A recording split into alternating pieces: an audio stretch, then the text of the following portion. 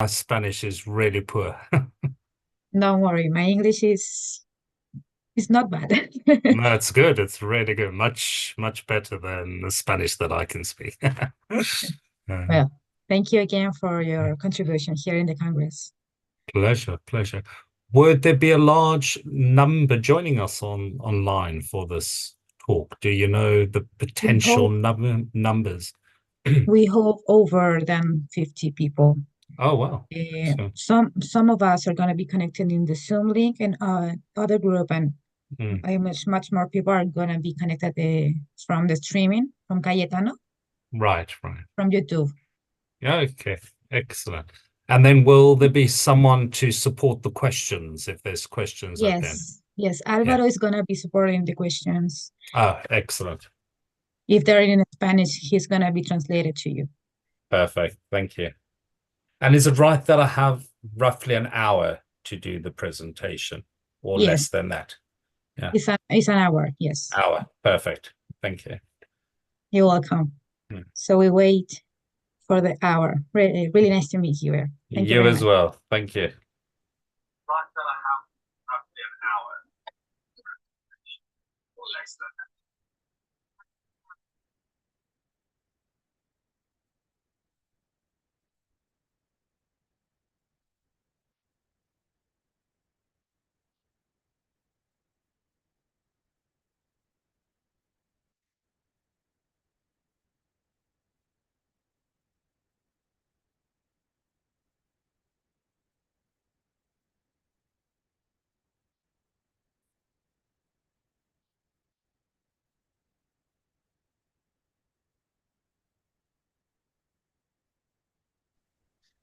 Hello, Harold. How are you? Hello there. Hello, Baro. I'm well, thank you. And with you, can you hear me? Is that clear enough? Yes, Yeah, yes, I can hear perfect. Great. you. Thank you very much for being here. Being here. Pleasure. Thank you for having me. Are you in Lima at the moment? Are you in Peru? Oh, No, I am in Chile. in Chile. Oh, okay. All right. Yes, Yeah, Santiago, capital. Yes. yeah. Oh, excellent. I I have to work here, so I can't Yeah, you can't be. move around a lot. Yeah, no, absolutely. So I was just speaking to your colleague. As I understand it, I have roughly an hour for the talk. Yes, I've scheduled it for about 40 to 50 minutes of me speaking and then question time if there are any questions. Yeah, perfect, Earl. yeah. Thank you very much. Pleasure. There is, I see Gabriela. Gabriela, Yes, yeah. yes. That's your colleague I was just Gabriela was speaking to. talking with you. Yes. Yes, yeah. Yeah, I will be supporting here Mm, if anything. excellent. Perfect. How's the been going? Have you had a good response? How's the conference going? Yes. The two first ones were in Ecuador, You're right. and they were very good. But unfortunately for the electronic problems there, they couldn't stream the conference. Right. But now from Cayetano, it's all good, and we're gonna streaming everything that we can. Perfect. Perfect. Mm, Buenos Yes. días. Mm. Buenos But días. Cruzado Álvaro, ¿qué tal? Hola, hola. Nos acompaña Lee de imagen, también le va a dar ahorita el anfitrión. Eh, Usted va a ser el moderador, ¿no? Eh, Yo, sí, a mí me pidieron ser Álvaro, moderador. ya, Yes. ¿ok? ¿Listo? ¿Podría otorgarle anfitrión a los demás panelistas? Yo creo que a Gabriela sería bueno. Sí, a los demás, anfitrión, para que no tengan problemas en compartir su pantalla. Mm.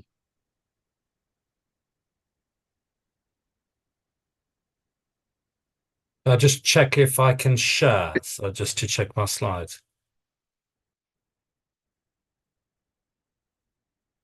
Is that showing up on your screen?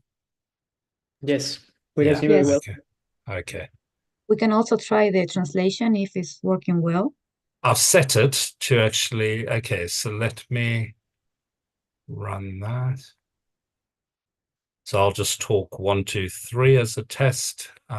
Today I'll be speaking about the silos and networking opportunities in SoTL. Is that showing on your screen? Yeah, I see the subtitles. Do Right. you see them, Albert? Yes, I can see Yes, them. yes. Sorry, yeah. Yeah. I'm not sure how accurate they'll be, but I'm sure they'll try and capture some of what I'm saying.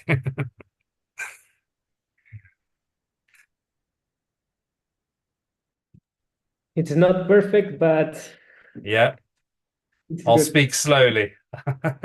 Yes, So, yes. yeah, That's the clue. absolutely. When is Raj speaking? Has he spoken already at the conference? Raj Chandari from iSoTL. No, he is in charge of another conference in Ah, I I don't see. I'm not sure if tomorrow or Friday, but he will be in presence in Lima. He's traveling right now, actually. Oh, I see. Okay, so he's doing it in person in Lima. Yes. Oh, right. Okay. Excellent.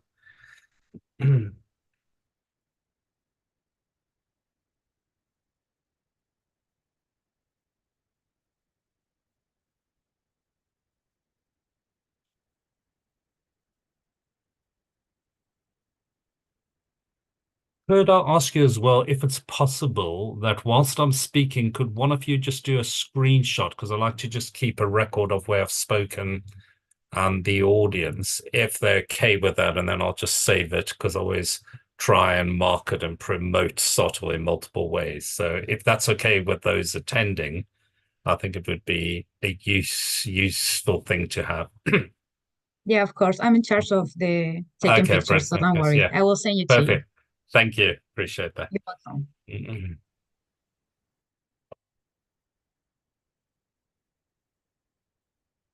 I'll stop sharing and I'll go back to sharing once we start. Yeah.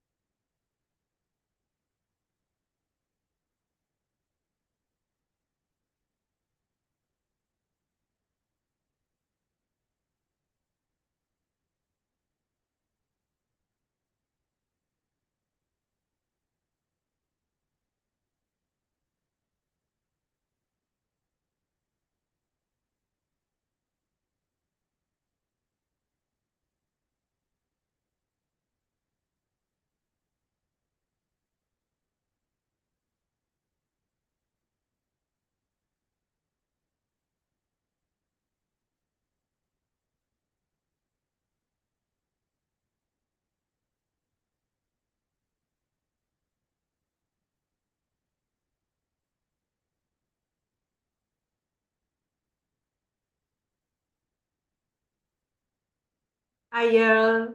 Hello there. Hi. Are you well? Good. Nice to see you. You as well. Absolutely. Thank you for joining this talk.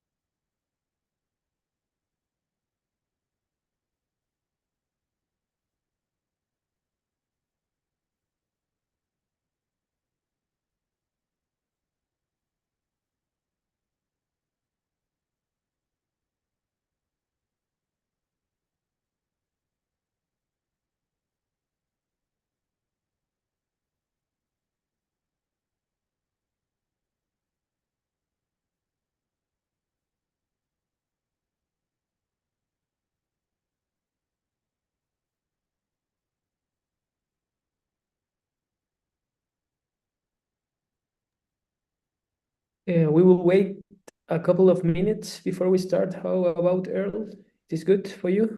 That's fine. Yeah, perfect. Thank you. Okay. Mm. Thank you.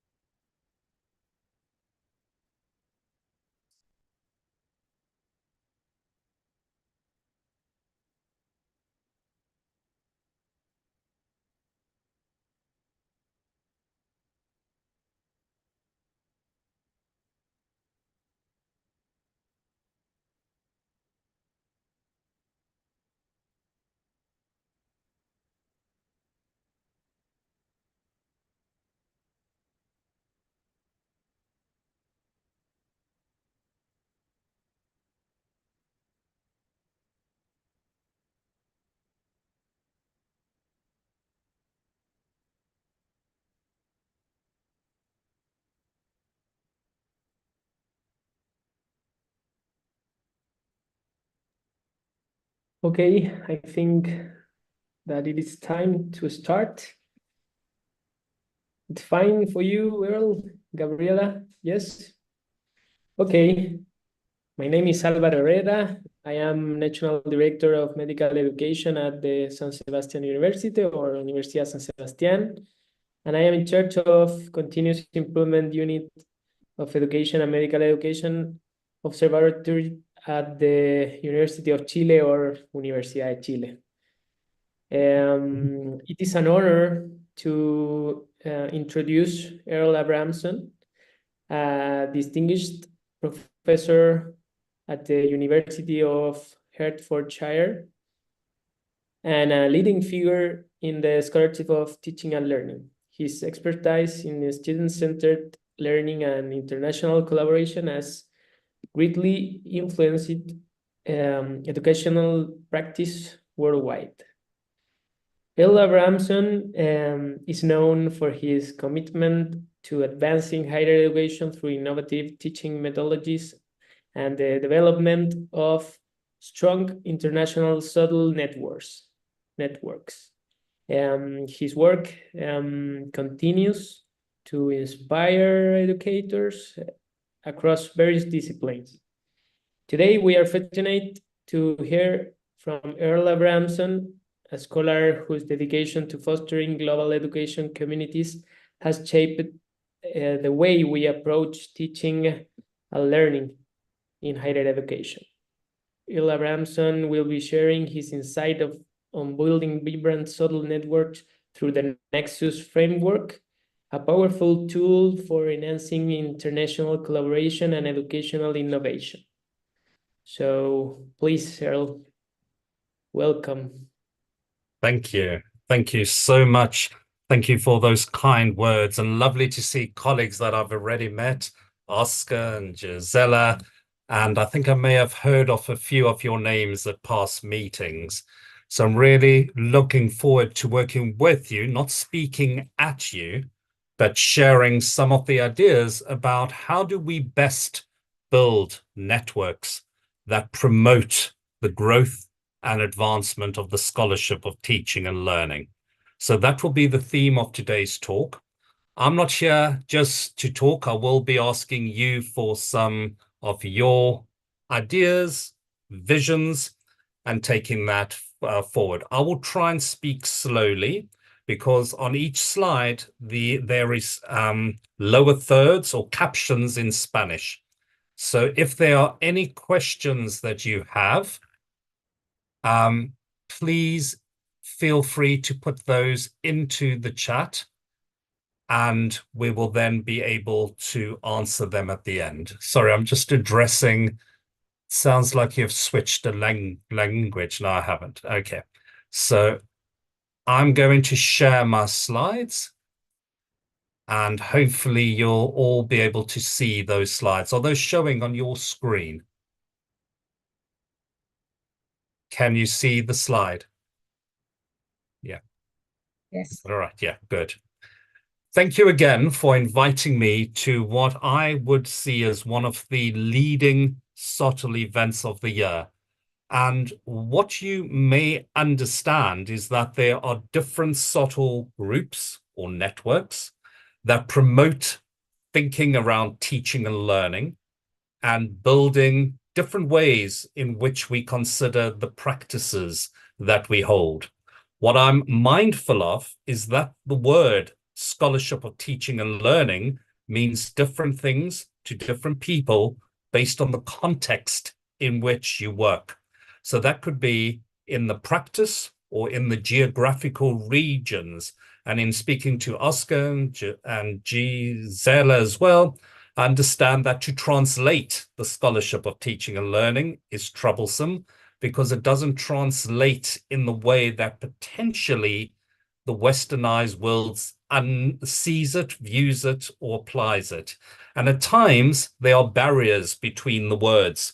So today, understanding that and breaking that down into smaller steps, together we can start to build a vision for what international networks for the promotion of SoTL mean. Now, I'm not sure about you, but my journey into the scholarship of teaching and learning started many years ago. And at that time, I found I was working alone.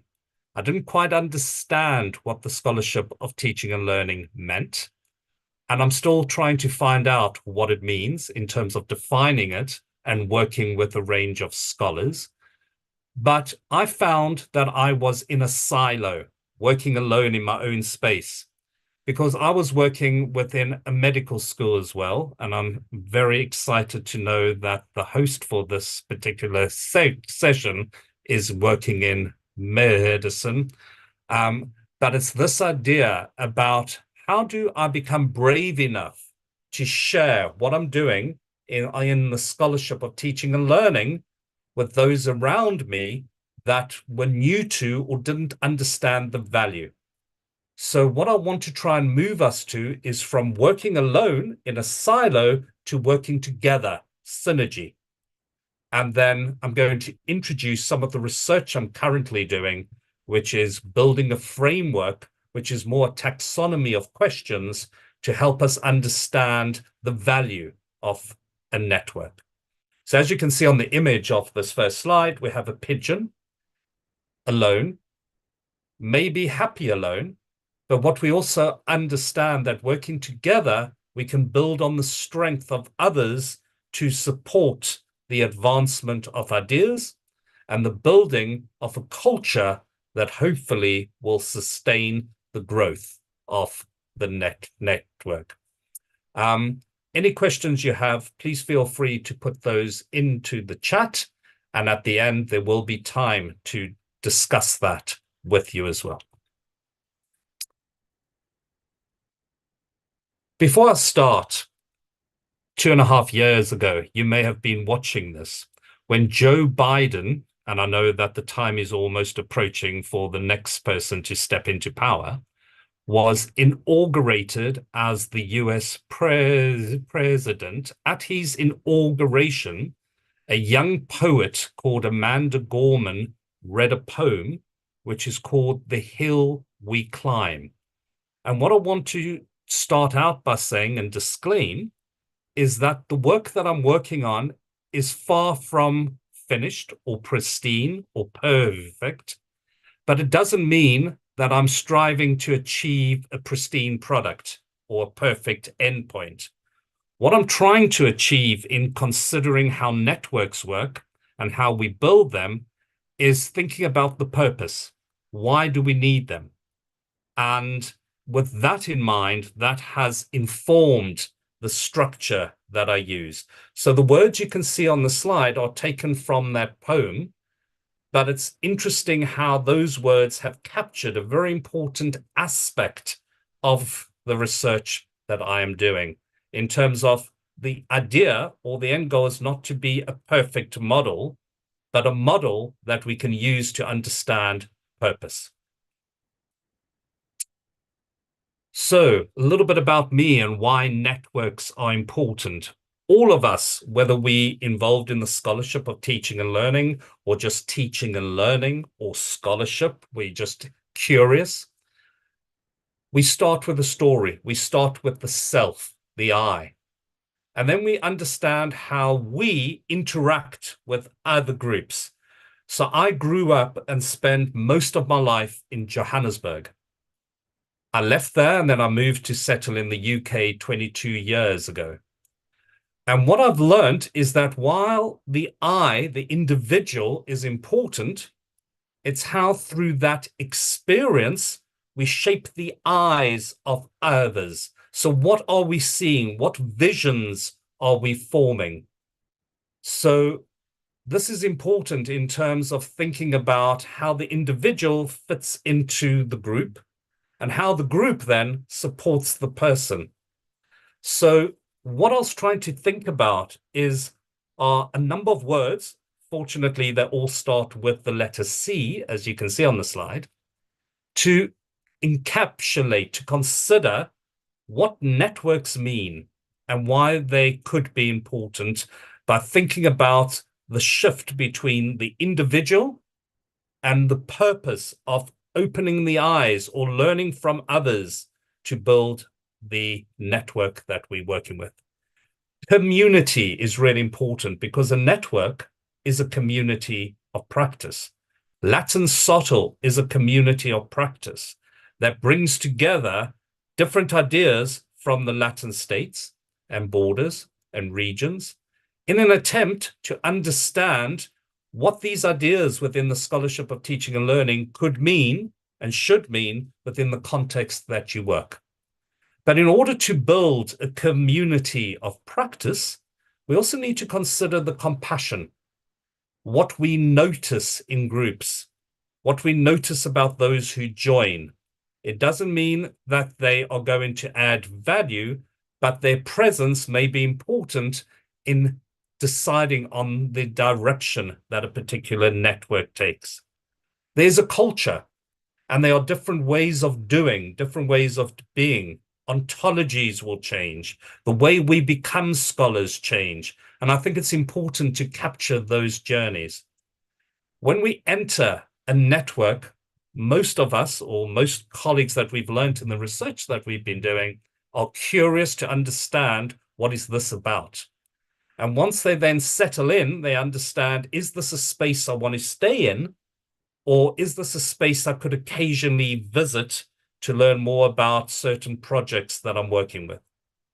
Commitment is a key one as well, because in order for networks to grow and enhance and transform teaching and learning, they do rely on a commitment of those involved.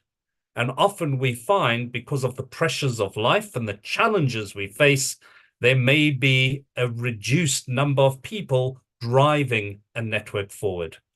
And I think at times we have to build in courage.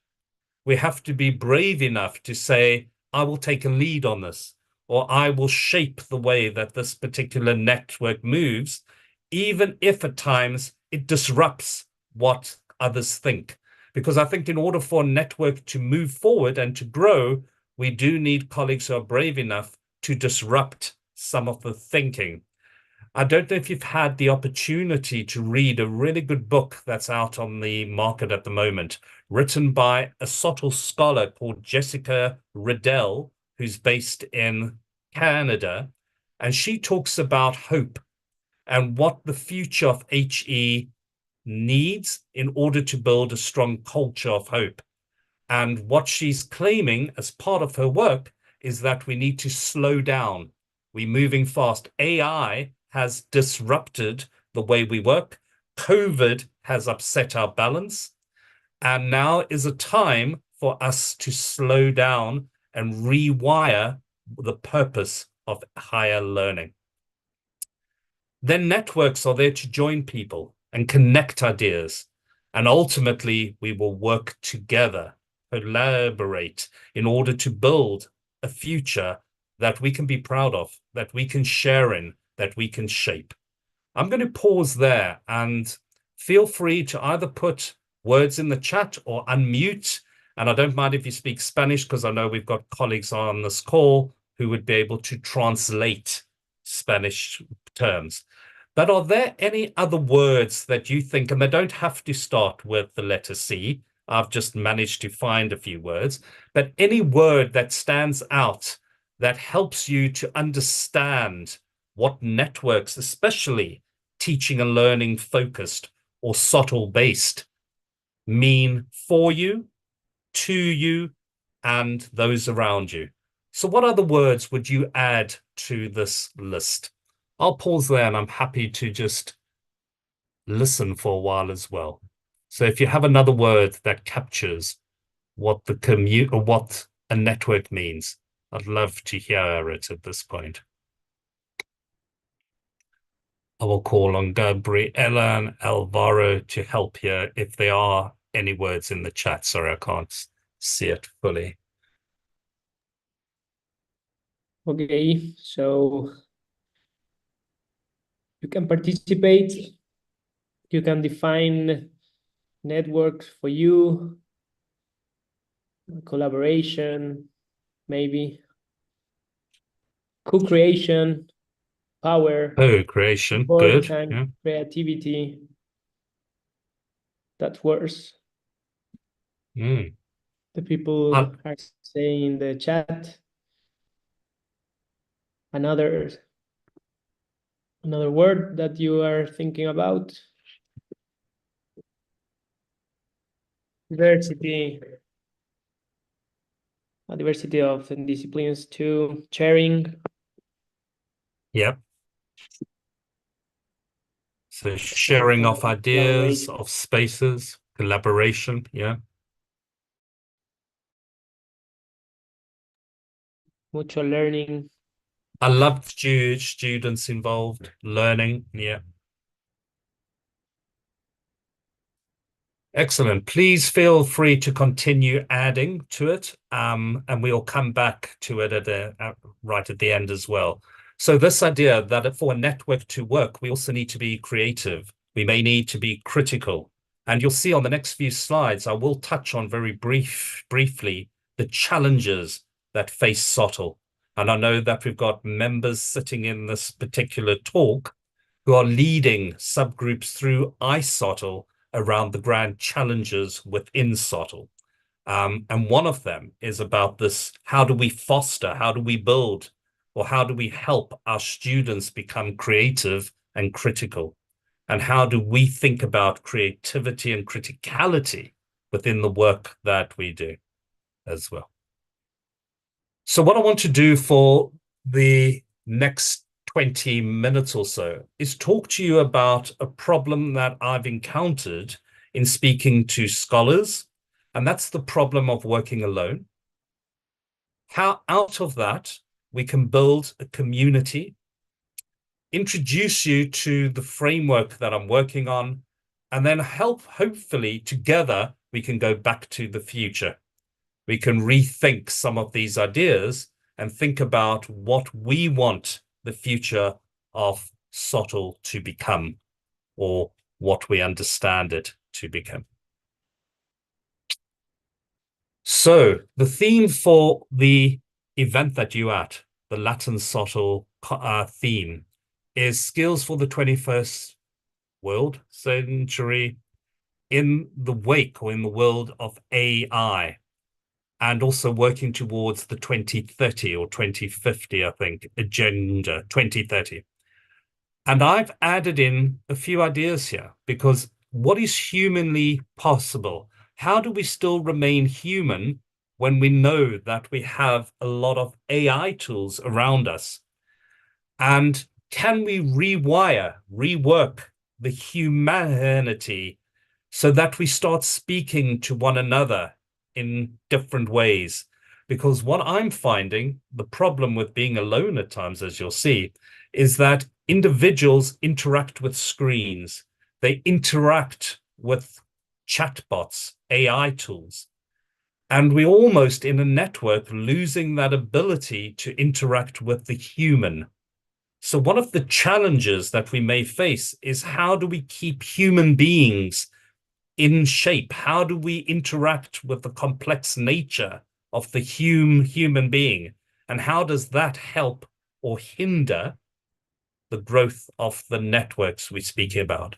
And this is really around Grand Challenge 5. So SoTL in 2023 launched a Grand Challenge project. They identified 5 grand challenges that face SoTL, not iSoTL, but SoTL. And the 5th one is really around, how do we promote the growth and practice of SoTL? How do we do that? And we can't do that if we're excluding different cultures, individuals, and voices. So that led us to really start thinking about, how do we nurture networks that we can establish positive relationships by designing or working with how we become partners or co-creators. Now, what we understand as well is that a network will be based upon a system of knowledge, epistemologies.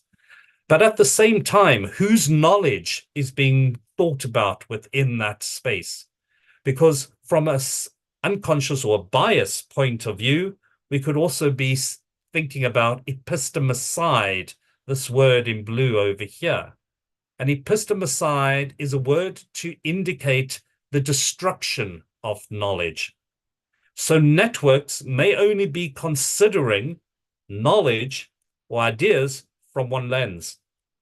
But by inviting voice, by inviting different cultures into that network, together we can start to dismantle the silos and think about how together we can build that vision to better support global ideas and identities in the scholarship of teaching and learning.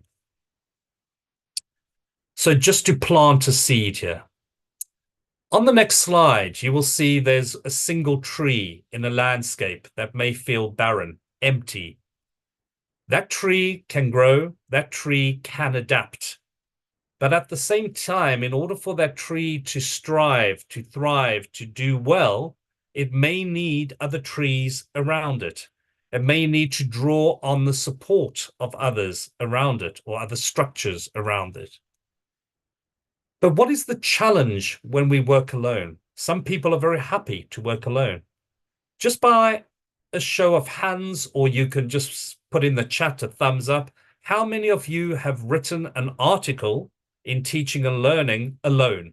It's your work. You haven't worked with anyone else. You've worked alone. You've produced that piece of work alone.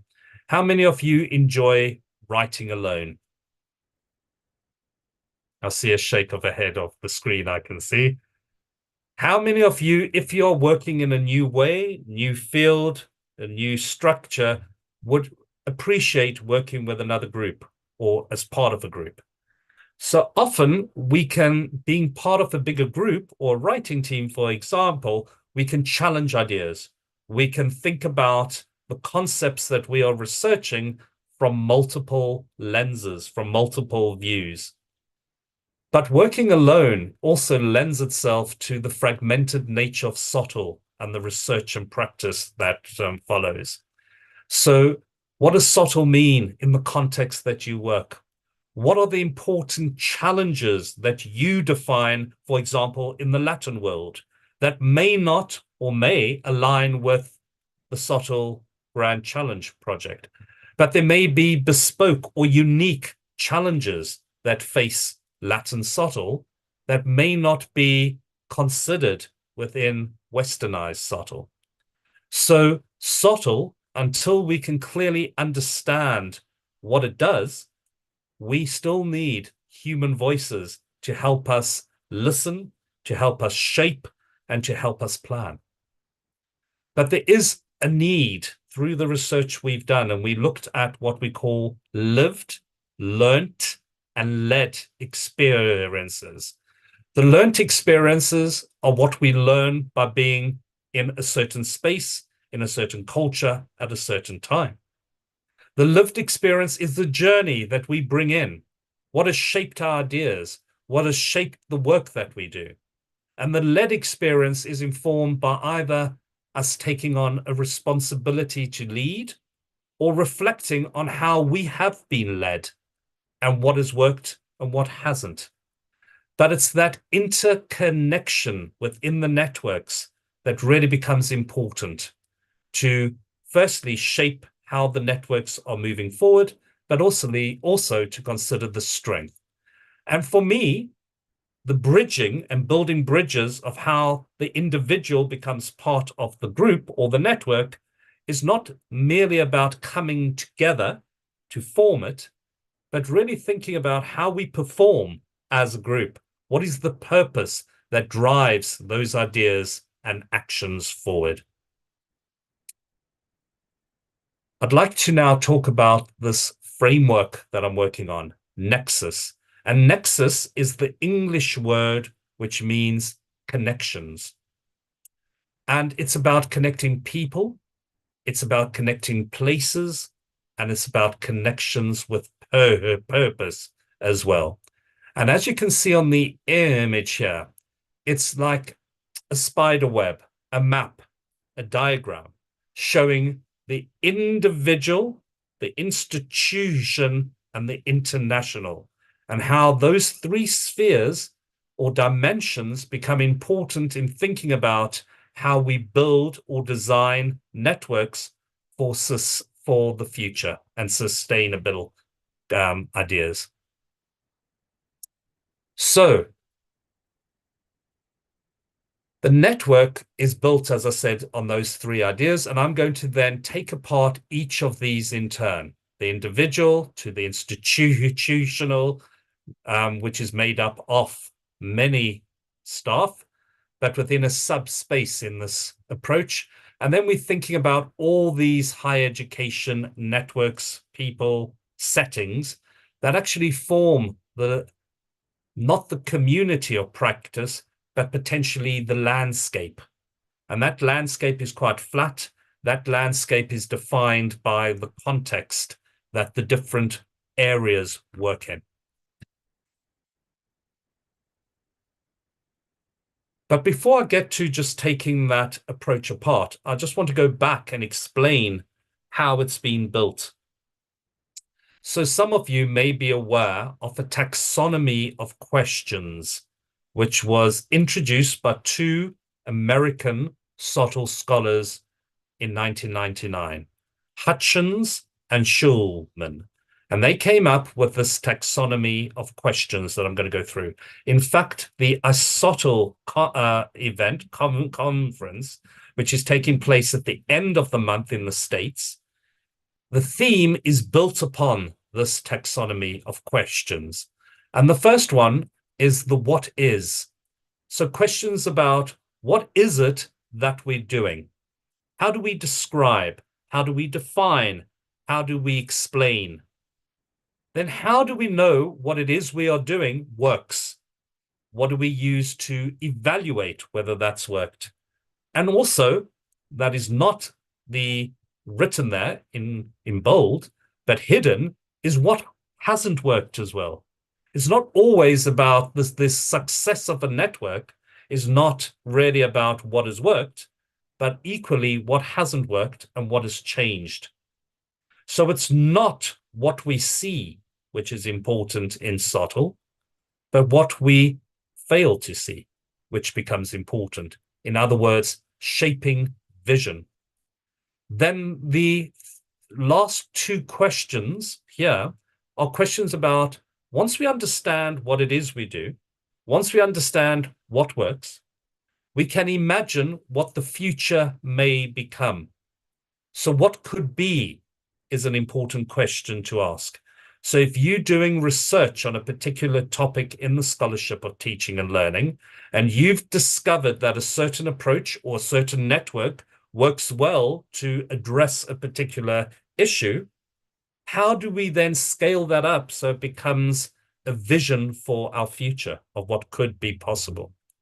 And then the fourth and the last question over here is really questions about what new ideas, what new theories could we bring in, or frameworks to help us explain ideas, concepts, or maybe as a framework in a response to a challenge. So the NEXUS framework that I've been working on has really been using this as a scaffold to understanding different types of questions. So if we go to the individual level, it's really about thinking about identifying and nurturing why individuals choose to join a network. So if you think of this in your own setting, why are you at this particular talk? Why did you decide to attend the Latin SoTL event? What was it that inspired you, motivated you? Was it because your colleagues are there? Was it because you read through the schedule and you thought these are really interesting ideas? I hope it was. But there may be other things that motivated you to consider attending this event. Then the next phase down is, how do we develop essential skills to enable others to participate? Now we see a challenge here in part. I'm speaking to you in my home language, English, but there are subtitles on the screen that hopefully are translating what I'm saying into reasonable, logical, and sensible sentences in Spanish. But they may not be. They may not be doing what I'm asking. So the question, to help me educate or communicate the messages I have, I'm relying on AI to support me in a presentation to a diverse group of scholars who may not have English as a language within their toolkit. And then, so how do I encourage you to be part of what I'm thinking? Is about fostering a culture. How could we work together to develop ideas and thoughts? So in taking those three bullet points above, I've divided them into two different subsets of questions using a taxonomy approach. So the inward-facing questions are about the self, the individual. Why should I join? What value would joining a network add to my work? And then how would a network contribute to my research? So it's really focusing on what the network brings to me, as opposed to the next sets, outward facing, what I could bring to a network. In other words, what value would I bring? What could I do What connections could I bring? And what would successful contributions to that network be like? Look like. In other words, how do we measure the success? So those are just some of the questions, and I'm still working on many more, but it's really just to understand and consider some of the important questions that the individual could ask, should ask, or may ask in terms of thinking about the value of joining a network. As we then advance to the next level, the institutional level, it's really about how do we create that space for the development of SoTL? How do policies and practices translate into the growth of SoTL? So you may find that you're working at a research-intensive center. They may not value SoTL. How do you break through those silos that marginalize thinking to plant new ideas, to think about what could be possible if there was a change in the way we thought about things? And then what resources at an institutional level are needed to help us grow? Moving forward, the international, it's about how do we break down borders? How do we build partnerships?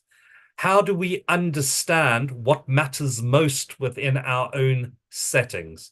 How do we go about facilitating knowledge exchange, exchanging ideas?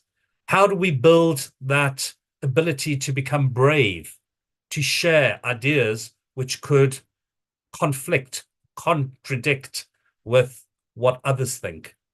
And then how do we address international ideas around working together? Is it about that one way of working is the only way, and therefore we all need to fit into the same model? No, this model is about, it can move, it's got moving parts. The shape of the model will actually change at times. And it's about what do we need to be thinking, what do we need to be asking in order to build a network that works to develop, that works to promote, that works to share thoughts, ideas, so that we can all learn within a scholarly way. So it's not about a single approach. It's not about adopting.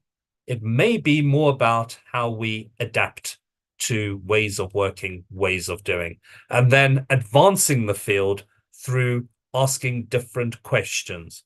What I've learned is that at times we are so obsessed with finding answers that we're not asking the right questions. And I think the time from a network may not always be to give you the answer, but maybe to inspire different ways of asking so that we discover what could be possible within the future. Now, the last part of the model really works on two important themes. Networks will work, and they can work well, if they are driving forward ideas, supporting those who are part of them, and building those bridges, those partnerships with other groups. But we also have, if you look at the image over here, we have this idea called power drain. In other words, individuals join a network but don't add any value to it. In fact, they take the value out of it. In other words, you only join a network to see what you can draw from it, as opposed to add to it. And there are many different groups, networks that I've been part of that unfortunately have fallen foul to this idea of power drainage. In other words, there's this idea that we're draining a network of its value because we're only there to take things out of it and not add anything to it. On the other side, networks will flourish when people want to be creative, when people are critical, but they identify potential needs for growth. In other words, they can add value, they can add other networks or other communities of practice that will ultimately shape and enrich the work that a particular network or group does. There's a question about how large is too large. In other words, if we have too many people as part of a group, does that dampen or diminish how voices are heard and how ideas and knowledge is thought about and exchanged? So I just want to plant these two ideas that I'd be happy to pick up if any of you have questions around them. So I have a question on this slide. If you think about the context that you are in and the practices that you do, how would you approach, or what would be your response to a question around how best do we create environments for the growth of SoTL? How do we structure policies, practices, procedures to ensure that we can grow? And how do we think about the resourcing that we need to build structures that we can then think about as powerful in moving forward? So the question I'm asking you, what do you think needs to happen in your space in order for this to become a real thing? So I'd love to hear your ideas and thoughts. If you want to type them in Spanish, feel free to, and then I will rely on my good colleagues on this call to maybe identify some of the thinking as well.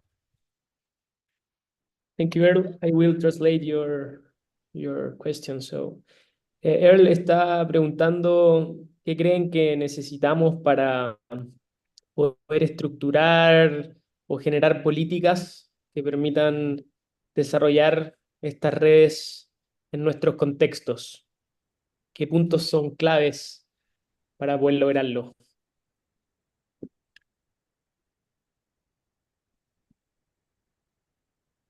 I think that what point, Earl, is faculty support, economical support is very important. Time support. There are two essential things for me. I think it is important because in order for things to grow at the start, there may be that we need funding, we need money, and we need the time to make it work. Often we are expected to be part of groups where there's very little reimbursement for our work and we don't have time. And I've learned that if you want things done in life, you ask a busy person because they always seem to find times. People that are not that busy tend not to put in the energy at times. And that could be a negative within a network looking to advance. But I agree with you. There may be initial questions or thoughts around funding and also the commitment of time to make it work. Earl, Thank you. there are Yeah. some comments. Agreement says parallels. Agreements. I think that agreements of teachers, agreements of faculties, agreements of students. What do you refer with that? Parallels? Are you there? Well, background of teacher, says Joan. Carla says strengthen interconnection at various levels, institutional policies and planning, central management and leadership, development of teaching skills that contribute to recognition in the academic career. Then Sperales answer institutional agreements. Sujay says involve university authorities in training processes of the SoTL perspective, since they are ultimately the ones who support or do not support research initiatives. Marcela says that we could change the structure of the universities. Gisela says professionalization of teaching. Chiomara says that the resources are very important, but I think that the interest of the teachers are very important too. I don't know, Earl. I think I think there's that a lot there there are because many I'm different- hearing about the context in which staff are working in. So that question about agreements and what that means is also a question around what's expected. So when you join, what's expected of you when you are part of this group?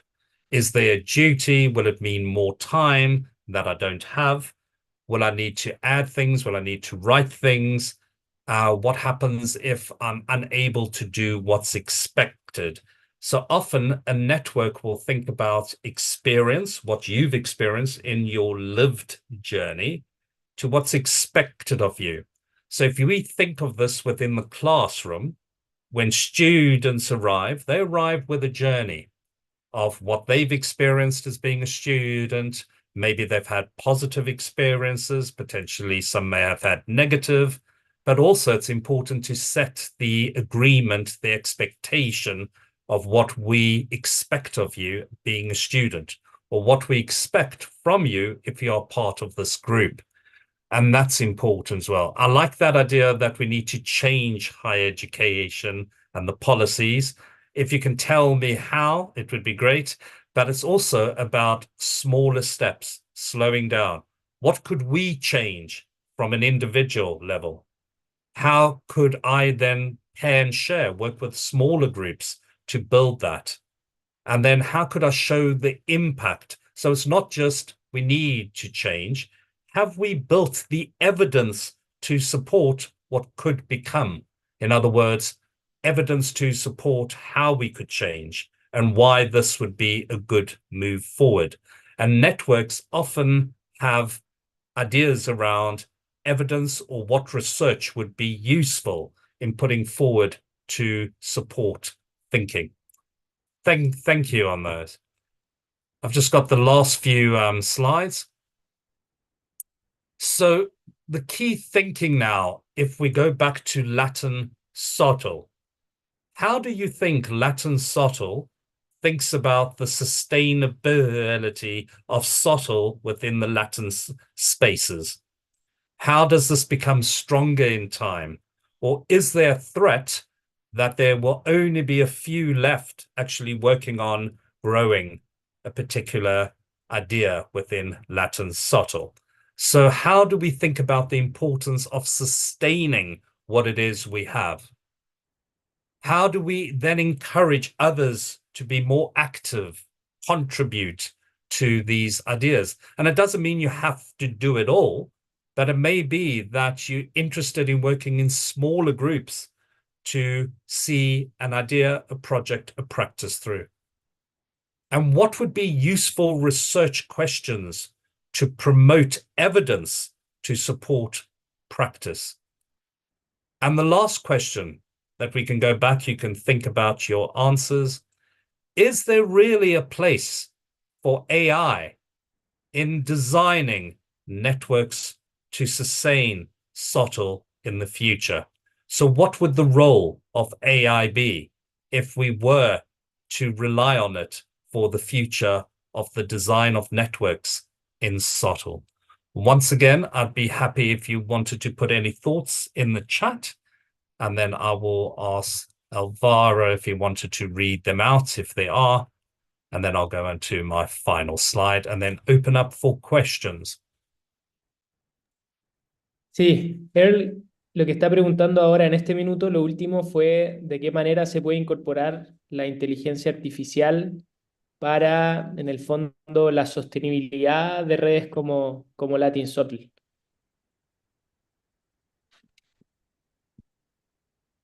¿Hay por ahí alguna idea?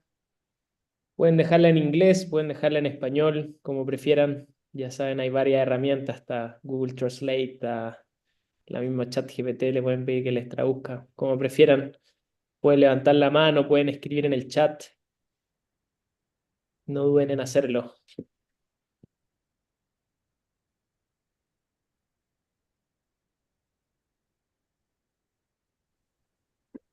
Different possibility de IA one possibility is the translate, the real translate in the real time, and the uses in the writing research on different documents and the SoTL, international SoTL. It's very important, the networking different tracking or different language. It's very difficult speaking English. However, it's very important the development, the strong relationship.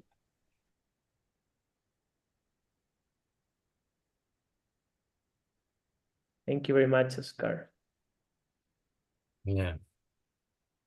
And that's important as well, because how do we build a bridge where maybe the areas we need to focus on most is how do we consider language as a way of building, and what do certain words mean? And I know that Oscar and myself have spoken about this in the past.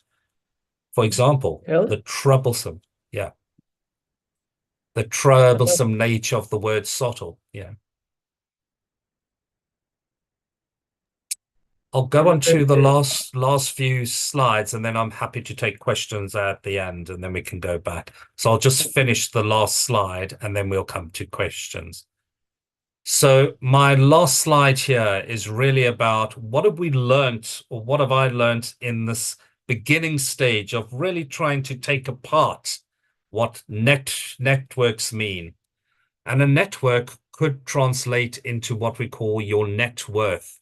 So in other words, is it a space to showcase your value, what it is you can bring? Or is it a space to say, well, I'm working with a particular group or network, and therefore through that group, I can bring prestige, I can bring prominence to the space that I'm working in. But how do we think about this from a responsible, inclusive, and ethical point of view? This research has shown that the focus of a network is not only on providing answers, but through the design and thinking of those that are part of a network, generating different types of questions. And just through the discussions we've had, I'm already seeing the different ideas and thoughts and questions that could be useful in the future. And then the final thoughts are, how do we understand the value? How do we understand the impact? In other words, the ways that we go about working with groups and the influences we have. And how many people do we reach through our work? Who gets to benefit from these attempts? So, important questions to leave you with. How can networks be valuable with you, so you a critical part of them? How can they be valuable to you? So how could being part of a group advance your thinking, your research, your ideas? Then from an inclusive point of view, who gets to attend? And in the future, will we have meetings where there'll be more machines present than there would be humans? So are we moving to a world where you don't need to attend a network, but you will send a machine to attend for you, to take notes, to translate, to explain, and you can move on to other things at that same time?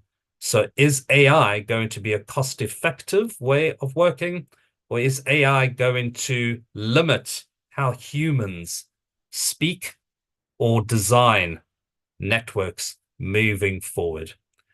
So if any of you would like to get in touch, that is my mail address. I'd be happy to discuss any of the themes, the thoughts and ideas that were present within the talk itself. I will now stop sharing and come back to the larger group for any questions.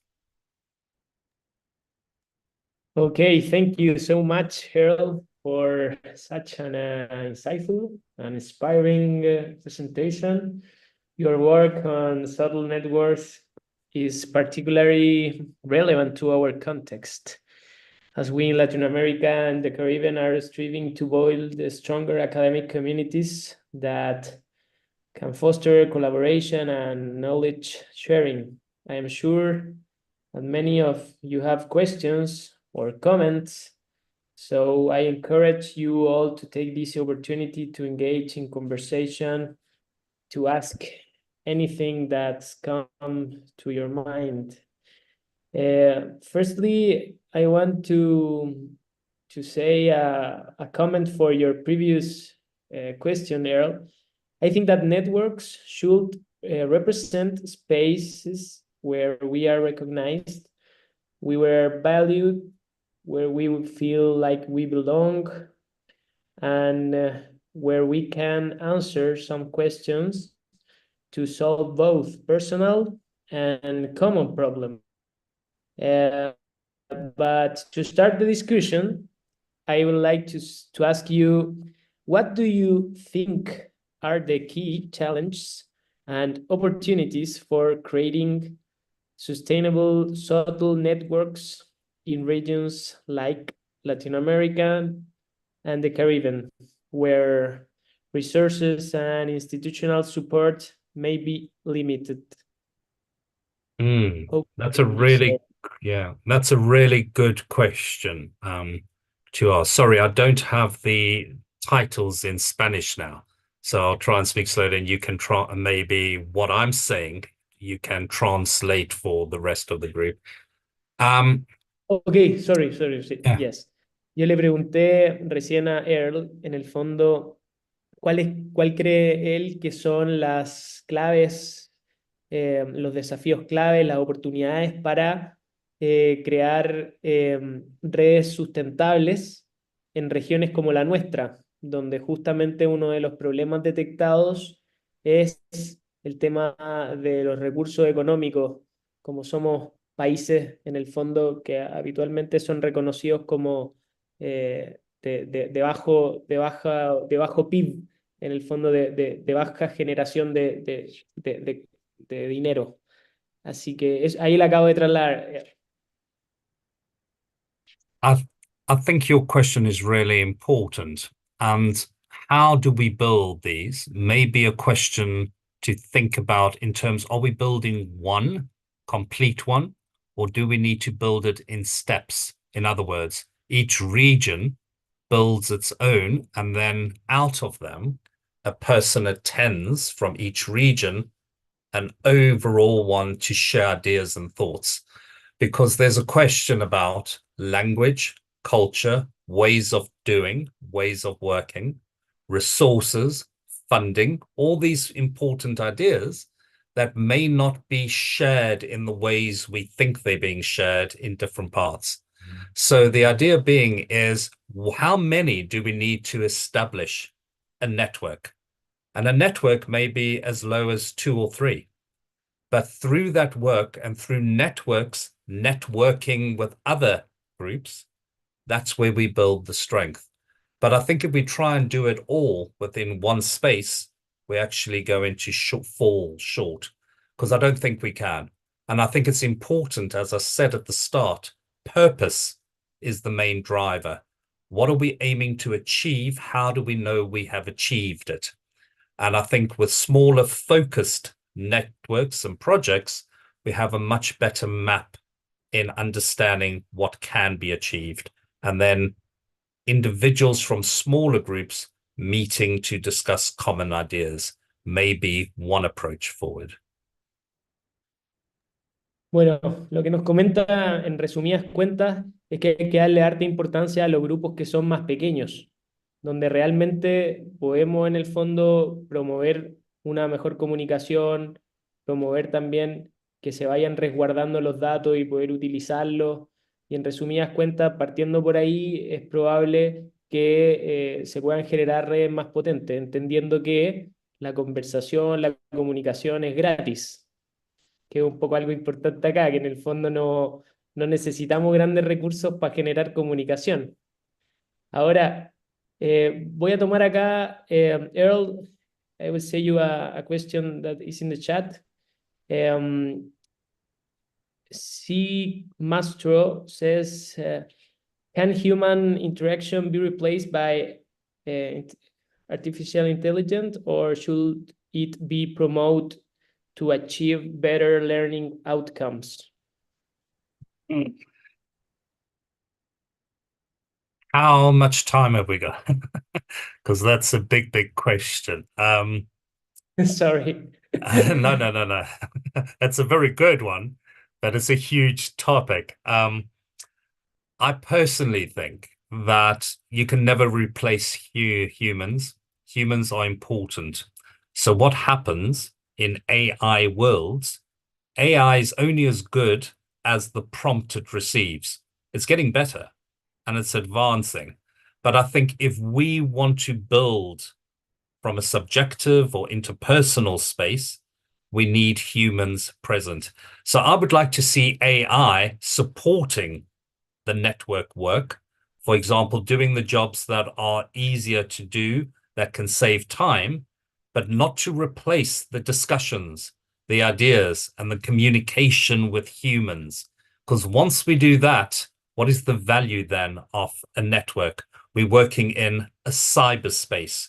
We're not working the ground, and context matters. Context will shape how networks flourish. And I think that still requires very strongly human drive.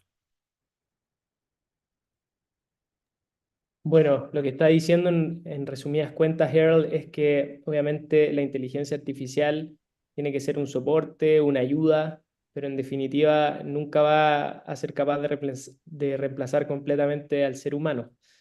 Y en ese sentido, bueno, yo creo que es fundamental que nos demos cuenta que inclusive las mejores inteligencias artificiales necesitan de la decisión de un humano anteriormente. Así que, bueno, yo ahí, Earl, I have another question for you. It is possible, yes? Yes, please ask. Yeah. I think that the main problem of the humanity now is climate change. So how that networks can promote good results in that sense? Yeah, that's a really good question. I think when I'll speak about the grand challenges for SoTL, one of the Sorry, things that, yeah, sorry. I will translate this course. to Yeah, Spanish. sorry. Le acabo de preguntar a Earl, en el fondo, el principal problema que tiene la humanidad ahora es el cambio climático y todas las disciplinas van a tener que orientarse a pensar cómo resolverlo. Por eso también uno de los ejes de este congreso, ¿cierto?, tiene que ver con los ODS. Entonces, ¿de qué manera estas redes pueden colaborar a obtener mejores resultados en ese sentido? Esa es la pregunta. Thanks, Earl. Sorry. No. Thank you. I forget at times you need to be mindful that there's multiple ideas here and languages as well. So I think when I addressed or spoke very briefly about the grand challenges for SoTL, one of the things we need to start thinking about is where SoTL happens and the spaces in which it happens, and not only SoTL, teaching and learning. So if we're thinking about climate change and we're thinking about education in a space where resources have been damaged or educational spaces have been damaged either in war, in climate, that poses some really important questions for the research we're asking. Imagine the idea of how best do we think about teaching in disturbed spaces? How do we think about not only climate change, but potentially the UN goals? So the United Nations has a list of sustainable goals. And those goals are really important, for example, women's rights in education. I would love to see a network devoted to women in SoTL. Because if we think about the authors in SoTL at times, most of the theories we're working with are Boyer. We're working with Felton. And I'm not putting them down, they're great theories. But we need to look at discussed groups or represented groups. And we need to understand SoTL from different lenses and different answers.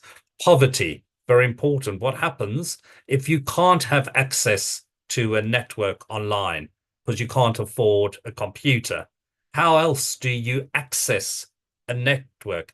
How does the network become available in different ways?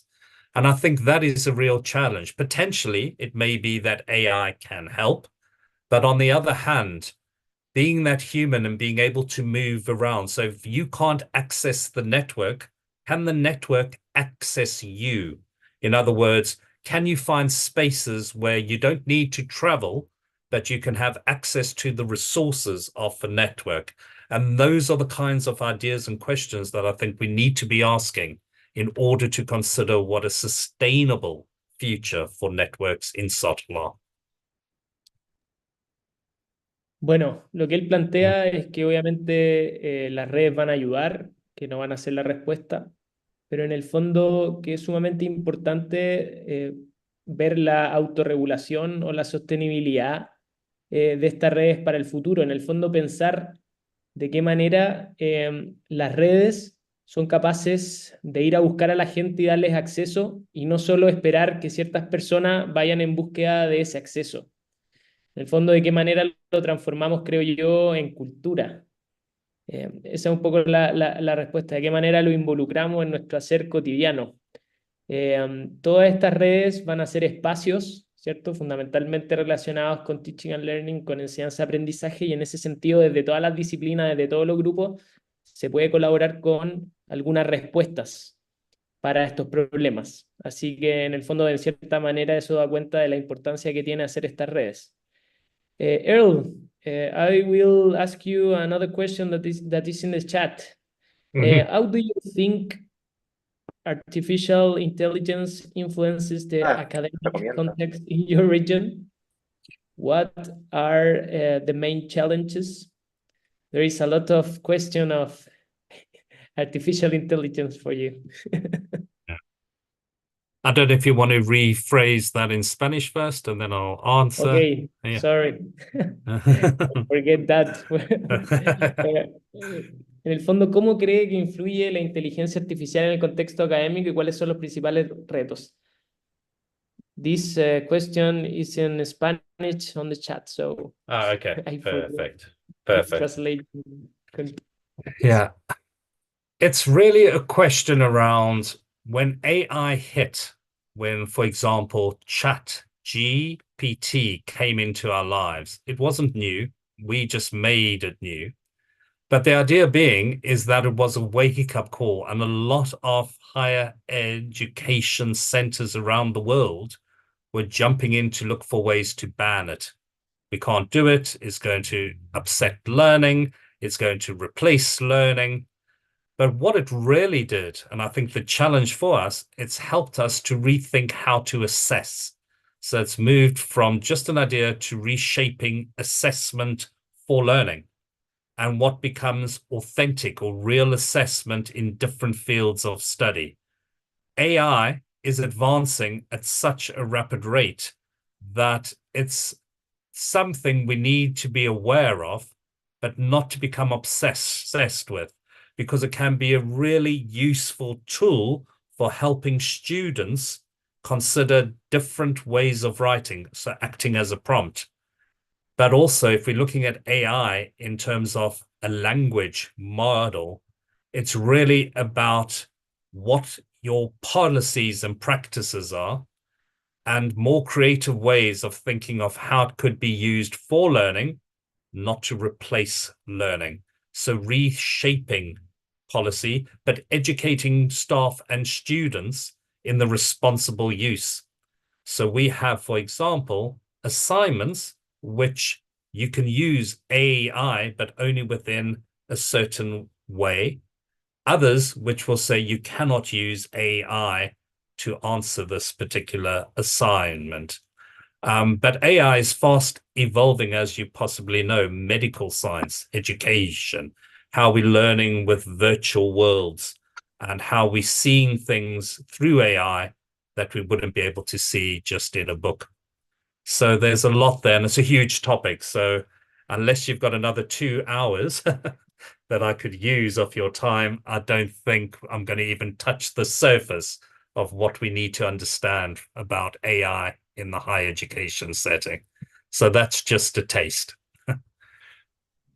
Thank you. Earl, Yeah. bueno, lo que plantea es que en ningún caso tenemos que reemplazar, por así decirlo, el aprendizaje, sino va a sufrir ahí, sufre algún cambio, pero donde están los mayores desafíos y que por supuesto va a depender también de cómo lo maneja el staff docente, cómo lo maneja el estamento docente, tiene que ver con de qué manera mantenemos que la evaluación de estos aprendizajes sea significativo, y por lo tanto, de qué manera nosotros, de alguna manera, regulamos su uso, generamos ciertas limitaciones, pero también ayudamos a su buen uso, finalmente va a depender de qué manera impacte.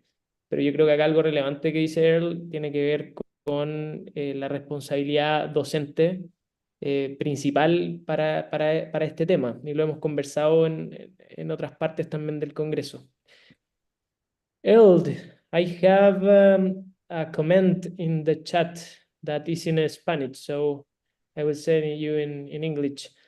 I think that Marcela says that through curriculum renewal processes, degree programs can incorporate content or issues that address the Sustainable Development Goals on teaching methodologies that can also be linked to that objectives, that goals. So sorry, I is don't know. that a question or just a comment? I think that is a comment, but maybe it's a comment that you can Yeah. say. I think it's important as well that when we're thinking about these types of goals for the future, sustainable goals, we embed them within research-related questions for our students. So we get students thinking about, for example, in teaching and learning space or any field of study, how we sustain that field of study. What are new ways of thinking and doing? How does the higher education centers continue to grow in a world where others are competing for that same space? Students are moving around the world. So is it that eventually higher education will be a moving board with multiple parts, and students will not be loyal to one space? But it's also about thinking about how programs need to be creative in order to attract students and keep them. So it's all about, if the purpose of higher learning education is to equip students with sufficient skills, knowledge, practice for a particular job, my challenge is that the jobs of the future haven't even been thought of. So are we training students and then need to retrain them in order to be able to seek employment? So it's what types of skills do students need to be effective students?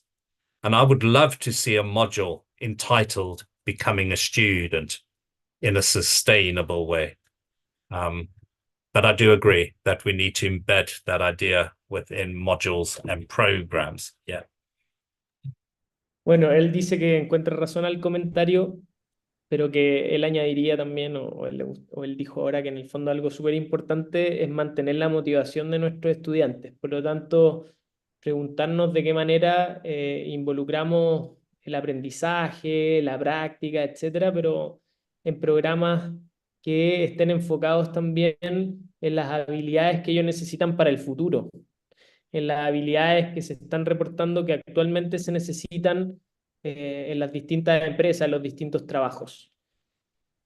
Thank you very much, Earl. I have another comment of Sujay Montoya. This comment is in Spanish, so it's in English too. I will read you.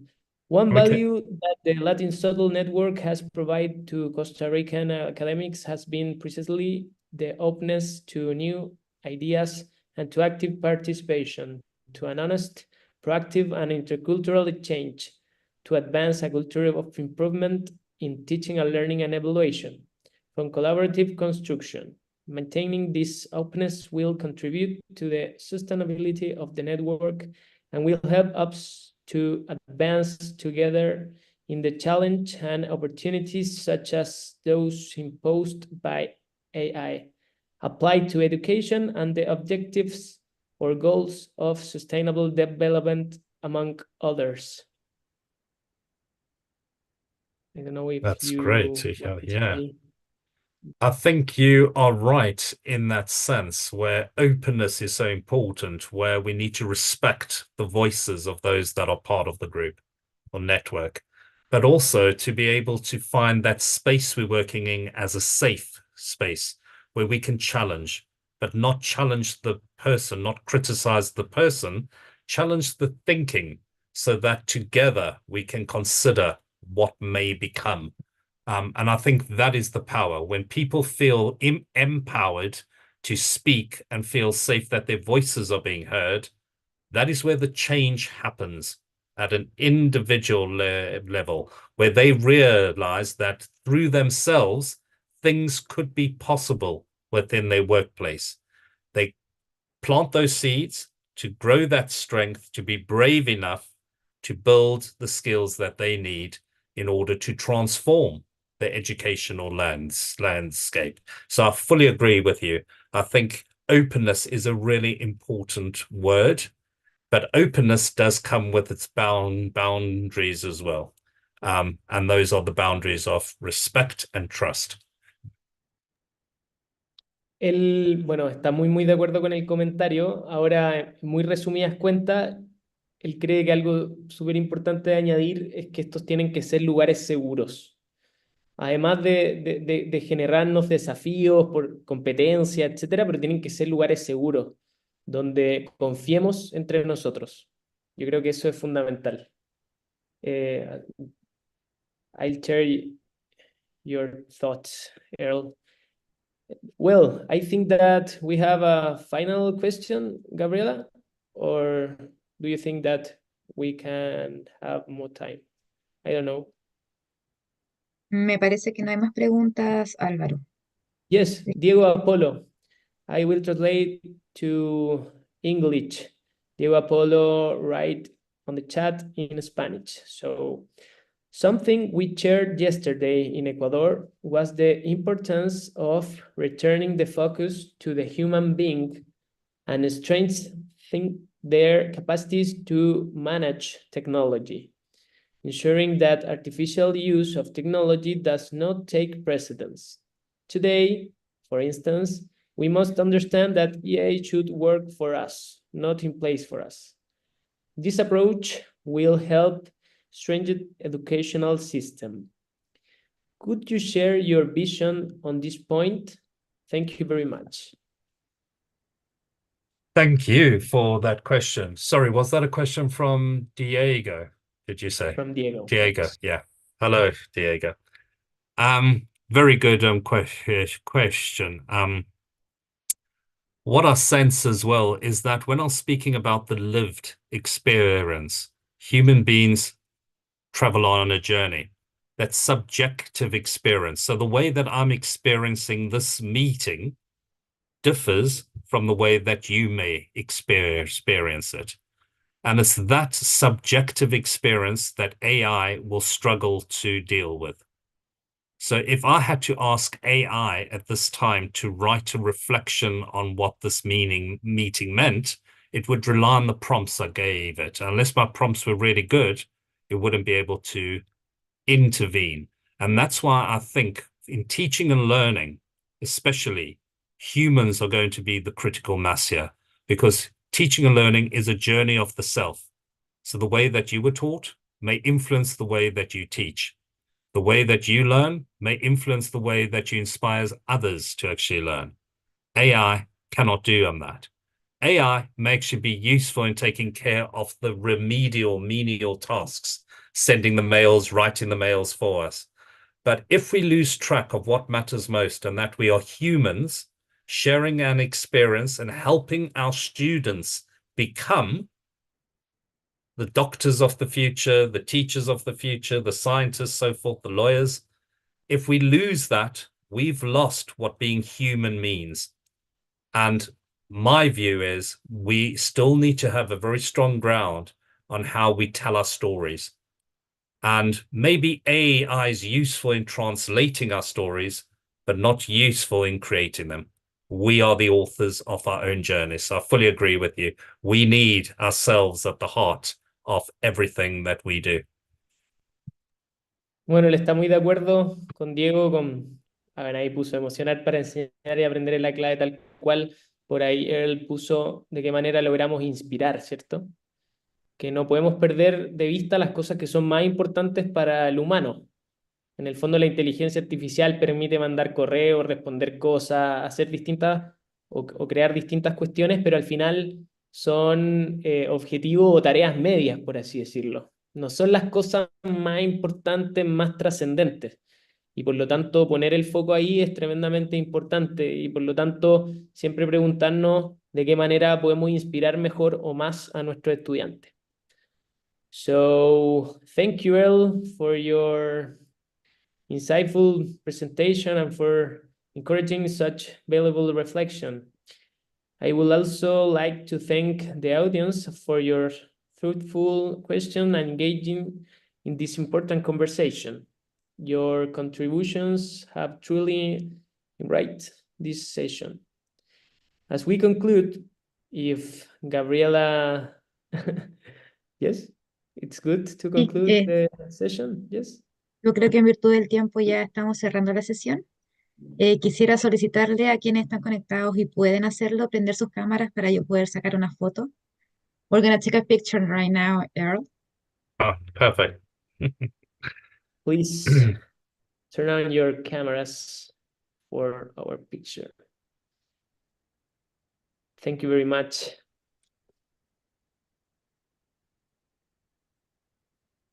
You can say hello and put your hand in some position, no?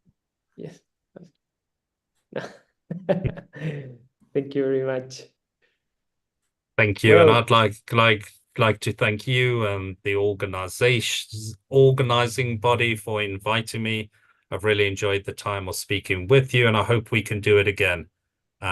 Share that idea. And potentially I may see you at future events.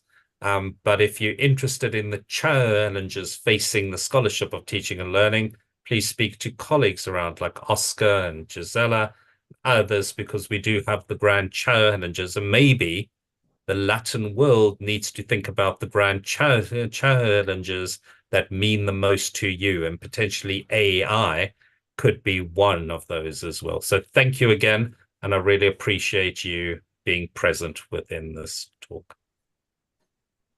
bueno, está dando las gracias en el Thank fondo por you. esta oportunidad, también por esta instancia y también entregándonos mucha energía, mucha fuerza para seguir en esta senda con Gisela, con Oscar como grandes líderes, en el fondo involucrando este enfoque SoTL en lo que hacemos con tanto cariño que es la educación, ¿cierto?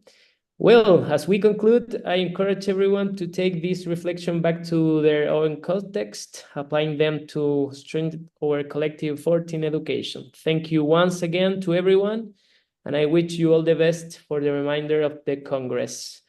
En resumidas cuentas, gracias a todos por sus reflexiones. Ojalá que todos estos pensamientos y distintas iniciativas, estrategias, formas de pensar que se han discutido les sirvan a cada uno de ustedes en sus contextos. Muchas gracias de nuevo. Lo mejor para cada uno de ustedes y nos estamos viendo en lo que resta del Congreso. Gabriela. Y aprovechando de que está hablando de lo que resta del Congreso, quiero invitarlos a todos y a todas y a todos a conectarse a nuestra sesión seminario taller a las 1 de la tarde, hora Perú, sobre el desarrollo académico docente en Latinoamérica, una invitación a la construcción participativa desde la comunidad de Latin SoTL. Todos cordialmente invitados, vamos a estar enviando los links a través del correo recordatorio y también a través del plenario. Muchas gracias, and thank you very much for your contribution. It's very, very interesting. Thank Thank you you. very much. Earl, you. thank you very much for all of you. Thank you. Bye. Thank you. Oh.